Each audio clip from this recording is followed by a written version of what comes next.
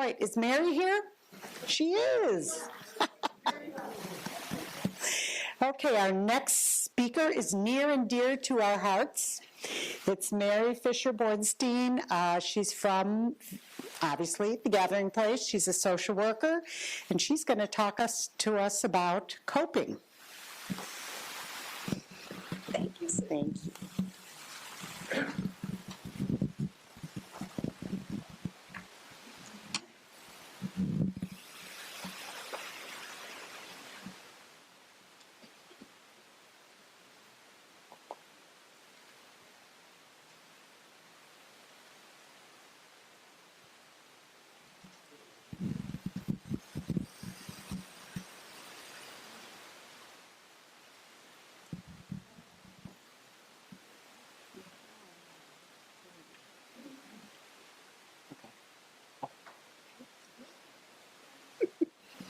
Thank you, Rob.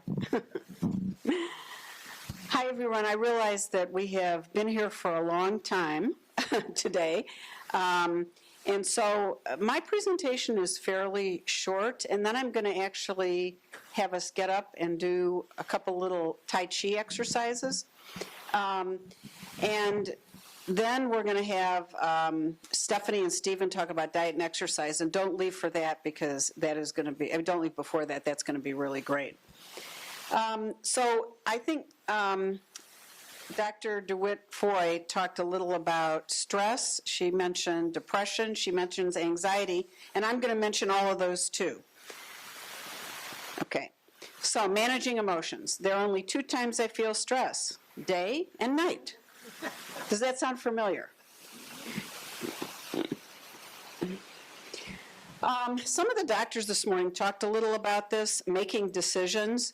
When you're first diagnosed, as many of you know, it's like surgery, radiation, ADT, a combination, what should I do?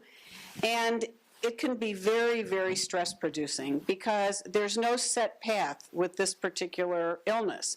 So you'll ask a urologist, and they'll talk about surgery. You'll ask a radiation oncologist, they'll talk about radiation. You'll ask an oncologist, they'll talk about ADT and maybe chemotherapy. So it's really hard to make these decisions. I think, you know, in our society, we're used to saying, going to the doctor and saying, hi, I have strep throat, you get an antibiotic, that's it. This is like you can go in so many different directions, and this causes a lot of angst and a lot of stress for people trying to make these decisions. So sources of stress. What is going to happen? Why did this happen? Fear of the unknown, feeling out of control, and life just keeps happening while you're trying to adjust and make decisions. So everything else in your life is still going on, whether that's family issues, job, things that are happening with friends, but things continue to go on while you're thinking, how am I going to make this decision? What is right for me? And finding all kinds of different answers. So you mean to tell me a stress ball isn't for throwing at people who stress you out? So feelings and reactions to treatment. There are a lot of people who will take medications, again, ADT, sometimes chemotherapy, radiation therapy. And so there are physical reactions to some of these treatments. Stomach aches, headaches, sleeping problems, which we're going to talk about a little later, and appetite, overeating, undereating. And then there's the emotional reactions, mood changes. I think a lot of you that are on ADT have had issues with mood changes and hot flashes that cause mood changes. These are very difficult to deal with. Irritated or easily upset, stressed, increased anxiety. And then there's some cognitive difficulties sometimes. Again, particularly with ADT, a lot of the doctors talked about this morning, but more difficulty focusing, sometimes forgetful or feeling like you're in a fog, or hyper-focused, which increases worries. So what you choose to do with your feelings and reactions is where you have control. Now again, when you're on certain medications that are reducing your testosterone, it's hard to talk about control because many of you experience the same things that women who are going through menopause experience. And that is, I don't know why I'm easily irritated, or I don't know why I jumped, on you for saying that. But some of these things are controllable, and it's like think before you speak. And then some of these are very difficult, and that's why communication is so important with your partner and with your family and friends. This is a fairly old study from 2014, but it talks about rates of depression and anxiety in prostate cancer. And pre-treatment, as you can see, anxiety is way, way up, and depression is up too, but anxiety is really high. Again, trying to make a decision. What is right for me? On treatment, those anxiety and depression lessen a bit. You're on treatment, you've picked a path, you know what you're doing, you're getting information from your doctor and test results to make sure treatment's working. And then post-treatment, anxiety and depression also go up a bit. Not as much as pre-treatment, but they go up a bit because it's like, well, now what? Again, unless you're on maintenance medication or medications, this is like, I don't have that security blanket, going to see the doctor all the time, getting my PSA all the time. So there's anxiety and depression, with that too. Managing behaviors. Laughter is the best medicine, but there's a $50 copay. Yes, we could all be frustrated about cost too. So some techniques to try in terms of lessening stress, lessening depression, lessening anxiety. Relaxation techniques, exercise, which again we're going to talk about in a few minutes, meditation. I will tell you personally that I think meditation is very difficult. At least the kind of meditation that we were taught years ago, and that is sitting and clearing your mind and having nothing, no ideas, no thoughts, nothing. I think what's easier is something that the librarian at the Gathering Place does, Eileen Cohn, who a lot of you know, and she does more meditation imagery, which is not totally clearing your mind, but taking you to a place that is very relaxing, whether that's the beach, the forest, metro parks, but you take yourself to a place that is very relaxing to you, and then just concentrate on that place and all the things that are in that place that make you happy. Sand, trees, leaves, flowers, whatever relaxes you, rather than just totally clearing your mind. So I think, again, if you all are interested in that, I would get in touch with Eileen. She has classes, but she also can help you individually to do some imagery. Social interactions are really important, not to cut off your social interactions after a diagnosis of prostate cancer, but to talk to people that are helpful to you and that support you. Support groups, we've talked a little about prostate partners at the Gathering Place. Support groups are really important. I think a lot of you in the audience who've come to some of our groups at the Gathering Place will say, it is really nice to be talking to other people who get it, whether that's the partner or the person who has cancer. It's really nice to be talking to people and they understand what you're going through, you understand what they're going through, and also people give each other very helpful hints for side effects, treating side effects. You learn a lot in these groups that you may not learn at the hospital.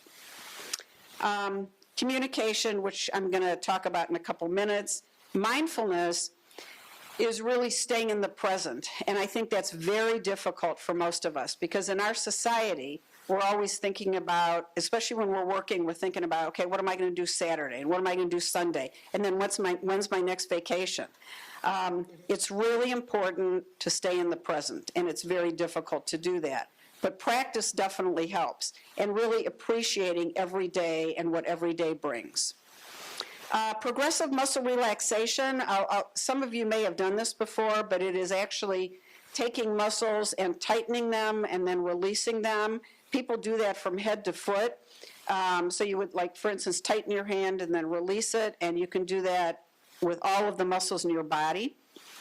Focusing on your breathing. We do a lot of deep breathing at the gathering place and teaching deep breathing, and that is really taking a deep breath in and letting out very slowly, like you're blowing out a candle. Very, very relaxing when you're feeling tense and stressed. Guided imagery I mentioned that we do at the gathering place. Walking is great, especially now that we're getting into the winter and 6 feet of snow. That will be really fun. But, you know, really walking in the mall, walking is really good to release energy and excess energy and stress. Journaling, some people really like journaling, which is keeping a journal. Some people will do this every day. Some people will do this once a week. But just writing down your thoughts and concerns so that you kind of get them out of your mind and onto paper.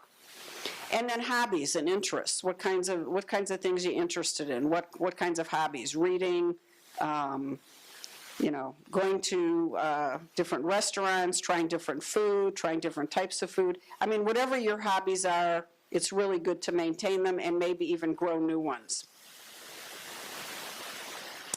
Okay, a word about family and friends. You're not alone in this. So it's, again, really important to communicate. And as I have seen at the gathering place in the last few months, I meet with a group of women whose partners have been diagnosed with prostate cancer. And it's really, what they've taught me is it's so important to communicate to them and to let them know what's going on, to not hold all this in. So ways to share.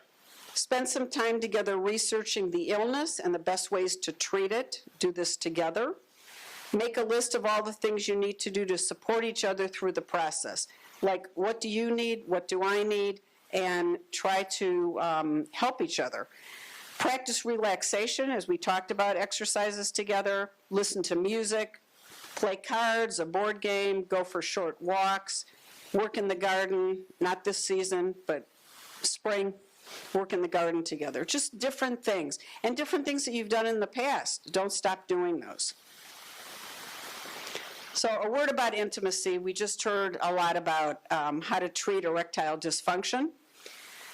Continue sexual expression. So if you experience erectile dysfunction, your natural reaction may be to avoid all sexual contact. Consider touching, holding, hugging, and caressing as ways to continue sharing sexuality with your partner. This is very important for you and your partner. Again, in some of the groups that I've been in, many people talk about, I don't really want to have contact like that, hugging or touching or anything, because I can't get an erection. But talk to the people, your partners, talk to the people in your life. They still need the hugging and the caressing.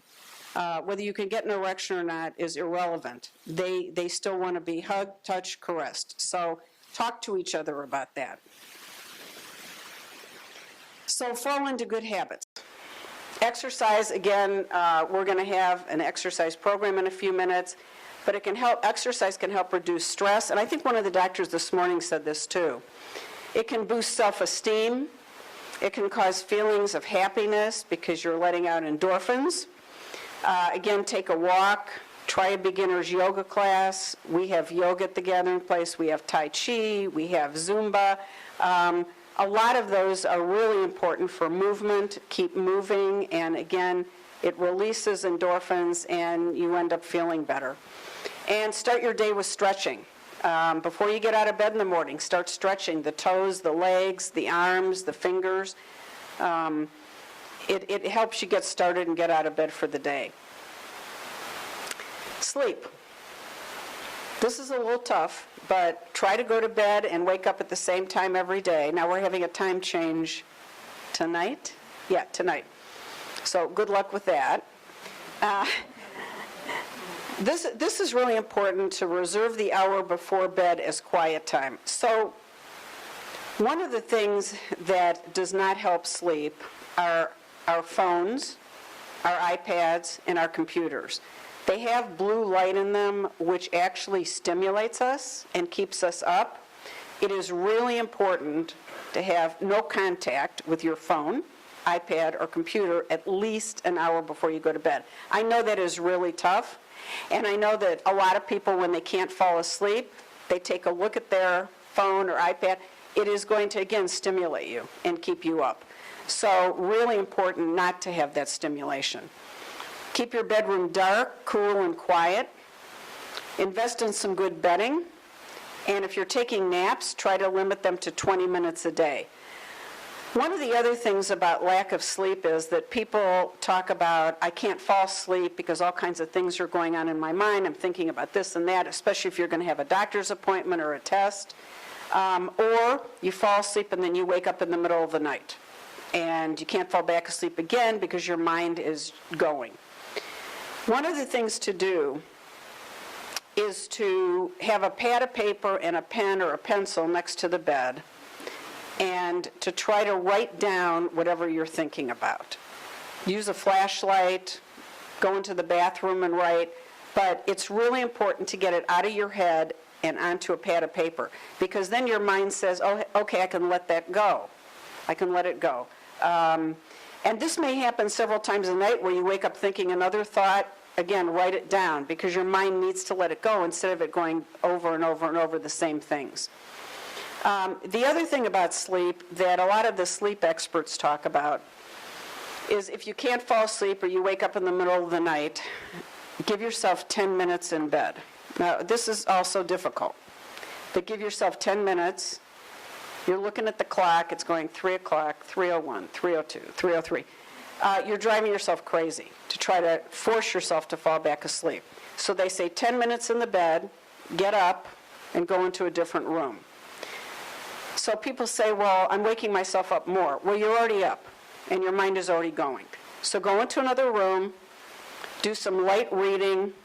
If you fall asleep in the chair or the couch, that's fine. When you wake up, you can go back into the bedroom. TV is okay if it's, again, very light, something like Friends, not CSI or anything violent. But TV is not the greatest, but if you can't read or you can't focus, something on the TV that's very light is fine. You'll fall asleep or you'll feel tired again and go back into the bedroom. The problem with fighting yourself in the bedroom is fighting like, I have to get up in a few hours and it's now 3:15 and all that, is that the next night when you go in the bedroom, it's like post-traumatic stress. You're like, is this going to happen again? What's going to happen? My bed is the enemy. My bedroom's the enemy. So get up and out of bed. Do it. Fight with yourself to go to sleep for 10 minutes and then get up and out. You may have to do this several times, but it really works in terms of not putting pressure on yourself to fall asleep. Okay, managing emotions. Be aware of them. I think you're all aware of them. Normalize your feelings. You don't have to be strong all the time. Allowing self to express negative emotions in safe ways. So if you're feeling sad or you're feeling anxious, talk to someone about it. It's okay. They are probably feeling the same thing you are if you're partners. But it's really important to get these emotions out, not keep them bottled up. I think this is a generalization. I think this is hard for a lot of men to talk about their emotions, but I think it's really important to get it out. Talk about it with people you trust, and we talked about journaling, and release anger with someone, not at someone. And get support. Studies have shown the value of support groups in aiding decision-making and enhancing the quality of life. Another plug for Prostate Partners. It's just a wonderful group. A lot of people are in the audience, have come to Prostate Partners, and again, the networking. We have talks. We have doctors and nurses come in and talk, but the really special part is the networking and talking to each other and getting support from each other. And programs at the Gathering Place, we've talked about some of these: prostate partners, guided meditation, Tai Chi, yoga, exercise classes, cooking classes, which we're going to have in a couple minutes, and individual and group support. Okay, so now what I want to do, I know you're going to be exercising in a few minutes, but I'd like everyone to stand up.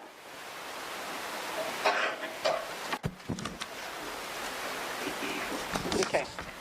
We're going to do a couple Tai Chi exercises. So I just want you to repeat after me and yell it out really loud. I am happy, healthy, and whole. I'm happy, healthy, and whole. I am relaxed, centered, balanced, and energized. I am relaxed, centered, balanced, and energized. Every cell in my body radiates pure life, energy, and vitality. Every cell in my body radiates pure life, energy, and vitality. And now I want to do a couple other things, and I can't hold this while I'm doing it. I can assist. Thank you. I might be able to talk louder. Can you all hear me? Yes. Yeah, okay. I have a big mouth. Okay. So this is another exercise that our Tai Chi instructor does that I think is really wonderful. And it's called tapping. So what I want you to do is tap your lungs. And you're doing this with your fingertips, just your fingertips, and not real hard, but just tap your lungs, open them up. So tapping your lungs releases sadness and depression, and it allows courage, integrity, and inspiration in. Okay. Now tap your kidneys. Tapping your kidneys releases fear and allows gentleness in. Okay, now we're going to tap liver and gallbladder, which is right side, releasing anger and allowing kindness in. Now we're going to tap our hearts. Release hastiness, impatience, and cruelty, and allow patience, honesty, respect, and joy in. And one more. Tap your spleen and pancreas on the left, and release worry, anxiety, and allow compassion and serenity in. Great. Thank you all. Thank you.